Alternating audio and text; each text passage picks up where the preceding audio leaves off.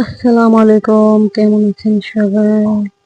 এই তো চলে আসলাম আবার আপনাদের সাথে কিছু ভিডিও শেয়ার করতে। অনেকদিন হলো আপনাদের সাথে কোনো কিছু শেয়ার করা হয় না। এটা হচ্ছে আমাদের পুকুরের পাড়ের কাশফুল। দেখতে আহ কয়েকটা ফুটেছে, বেশি না। কাশফুল দেখতে আসলে অনেক সুন্দর লাগে। আর এই হলো আমাদের পুকুরের পাড়ের পাশের এই সাথেই যে জমিগুলো, এখানে এত পানি হয়েছিল, পানি সব নেমে গেছে, বন্যার পানি নেমে গিয়ে এখন জমিতে শুধু ঘাস আর ঘাস। এইগুলো হচ্ছে যখন জমি চাষ দিবে তখন হলো পরিষ্কার করে চাষ দিবে, আর পরিষ্কার করে চাষ দিতে নিলে অনেকটা খরচ হয়ে যায়। যাই হোক, এটা হচ্ছে আমাদের গ্রাম। আহ সবুজে ঘেরা গ্রাম দেখতে আসলে অনেক সুন্দর লাগে। আর ওই যে দেখতে পাচ্ছেন একটা নতুন বিল্ডিং, এই তো। আর ওই বিল্ডিং এর পিছনেই হচ্ছে আমাদের স্কুল মাঠ। আগে আমাদের বাড়ি থেকে স্কুল দেখা যাইতো, আর এই সোজা রাস্তায় আমরা চলে যেতাম স্কুলে। এখানে প্রাইমারি স্কুল, হাই স্কুল দুটোই একসাথে। যাই হোক, তো এই তো আমাদের পুকুর। বন্যার পানি এসে পুকুরটা ভরে গেছে।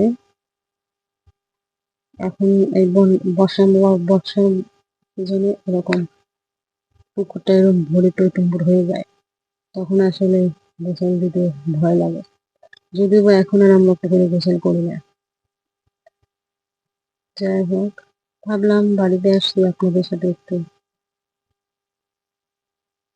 সময় কাটাই ভিডিওগুলো দিয়ে। এই তো প্রকৃতি, ছবির মতো দেখতে সবকিছু।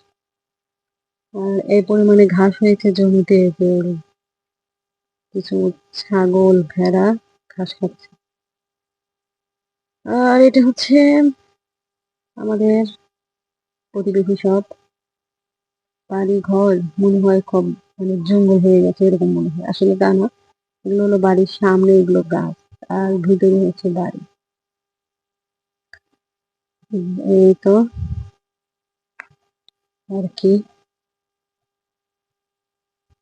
ভাবলাম যে আপনাদের সাথে একটু শেয়ার করে নিই। যখন এখানে পানি আসে, পানি যখন পরিপূর্ণ ছিল এই যে জমিগুলোতে, তখন আসলে বাড়িতে আসছিলাম না, এই জন্য দেখানো হয় না। এখানে দেখতে এত সুন্দর লাগে, আর এখানে সবসময় নৌকা চলে। পানি নেমে গেছে, এখন কয়েকদিনের মধ্যে এই জমিগুলো চাষ দিয়ে সরিষা লাগাবে। আর যখন সরিষা লাগাই অবশ্যই এই জমিগুলো দেখাবো। সরিষা লাগাইলে যখন হলুদ ফুলগুলো এখানে ফোটে, দেখতে এত সুন্দর লাগে, মনে হয় যে হলুদ বিছানা এখানে, হলুদ বিছানা পেতে রেখেছে, মনে হয় শুয়ে পড়ি।